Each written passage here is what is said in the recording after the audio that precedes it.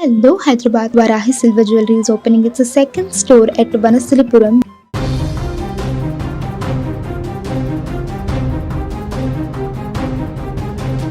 Folk dancer Eshwar Sai Madhuri Rathod వివాదంలో మరొక కీలక మలుపు చోటు చేసుకుంది. ఇప్పటివరకు సోషల్ మీడియాలో వీడియోలు ఆరోపణలతో హాట్ టాపిక్గా మారిన ఈ వ్యవహారం ఇప్పుడు పోలీస్ స్టేషన్కు చేరింది.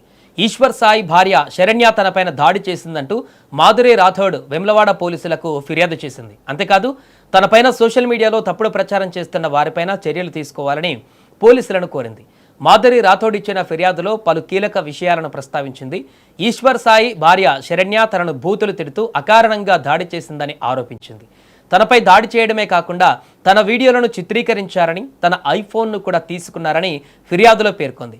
అలాగే ఇన్స్టాగ్రామ్, ఫేస్బుక్ వంటి సోషల్ మీడియా ప్లాట్ఫామ్లలో తనపై పలువురు తప్పుడు ప్రచారం చేస్తున్నారని, వారిపైన చర్యలు తీసుకోవాలని పోలీసులను కోరింది. మాధురి రాథోడ్ ఫిర్యాదు మేరకు వేములవాడ పోలీసులు కేసు నమోదు చేసి దర్యాప్తు ప్రారంభించారు.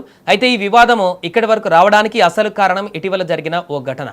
ఈశ్వర్ సాయి మాధురి రాథోడ్ వేములవాడలోని ఓ లాడ్జిలో ఉన్న సమయంలో ఈశ్వర్ సాయి భార్య శరణ్య అక్కడికి వెళ్ళినట్టుగా సమాచారం.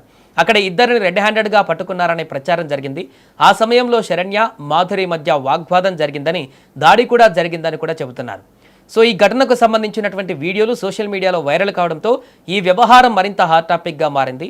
అయితే ఆ తర్వాత తాము కాంప్రమైజ్ అయ్యామని, ఇకపై ఈ ఘటనకు సంబంధించిన వీడియోలను సోషల్ మీడియాలో షేర్ చేయవద్దని శరణ్య ఒక ప్రకటనలో తెలిపింది. ఇక వివాదం సద్దుమణిగిందని అందరూ భావిస్తున్నటువంటి ఈ సమయంలో ఇప్పుడు మాధురి రాథోడ్ పోలీసులకు ఫిర్యాదు చేయడం ఆసక్తికరంగా మారింది. ప్రస్తుతం మాధురి రాథోడ్ చేసిన ఆరోపణలపై పోలీసులు దర్యాప్తు చేస్తున్నారు. అసలు దాడి ఎలా జరిగింది, ఎవరిపై దాడి చేశారు, ఐఫోన్ తీసుకున్నారన్న ఆరోపణలో నిజమెంత, సోషల్ మీడియాలో తప్పుడు ప్రచారం చేసిన వారెవరు అనే అంశాలపైన పోలీసులు విచారణ చేపట్టవలసి ఉంది. మరోవైపు ఈ కేసులో ఈశ్వర్ సాయి, ఆయన భార్య శరణ్య స్పందన ఎలా ఉంటుందనేది కూడా ఆసక్తిగా మారింది. మొత్తంగా సోషల్ మీడియాలో మొదలైన ఈ వివాదం ఇప్పుడు అధికారికంగా పోలీస్ కేసుగా మారడంతో తదుపరి పరిణామాలపైన ఉత్కంఠ నెలకొంది.